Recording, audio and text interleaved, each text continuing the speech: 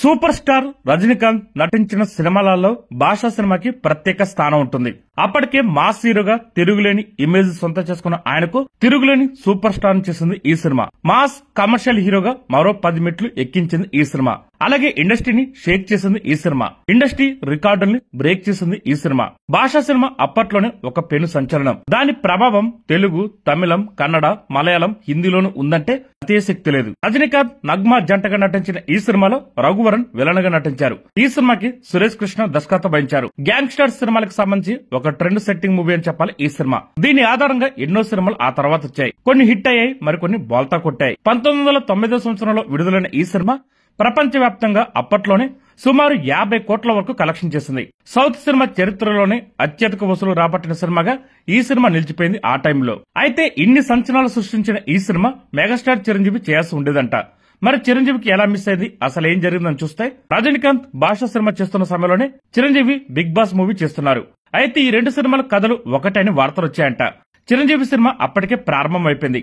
2 same వస్తున్నాయన్న doubt వచ్చిన భాషా cinema దర్శకుడు సురేష్ కృష్ణ పక్కన షూటింగ్ జరుపుకుంటున్న సమయంలో వెళ్లి చిరంజీవిని నిర్మాత అల్లు అరవింద్ కలిసి ఈ స్టోరీని నెరేట్ చేశారంట. ఈ 2 సినిమా స్టోరీస్ ఒకటి కాదని ఆ తర్వాత తెలిసింది. అంతేకాదు భాషా సినిమా స్టోరీ విని చిరంజీవి, అల్లు అరవింద్ షాక్ అయ్యారంట. చాలా ఎగ్జైట్ అయ్యారంట.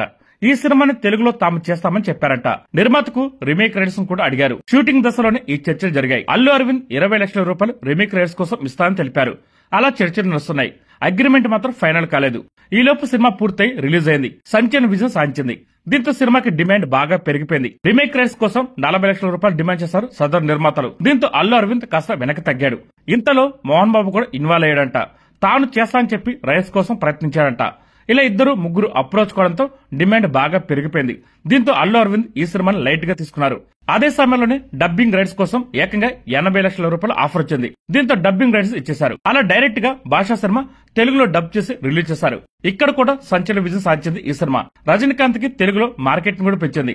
తెలుగు నిర్మాతలకు లాభాల పంట పండించింది ఈ సినిమా. మొత్తంగా భాషా సినిమాని రీమేక్ చేసిన చిరంజీవికి మిస్ అయిపోయింది. తెలుగులో చిరంజీవి చేస్తుంటే ఈ సినిమా లెక్క వేరే స్థాయిలో ఉండేది. చిరంజీవికి తిరుగులేని మాస్ ఇమేజ్ ని తీసుకొచ్చేది ఈ సినిమా. అయితే ఆ సమయంలో చేసిన బిగ్ బాస్ మూవీ ఘోరంగా అట్టర్ ఫ్లాప్ అయింది.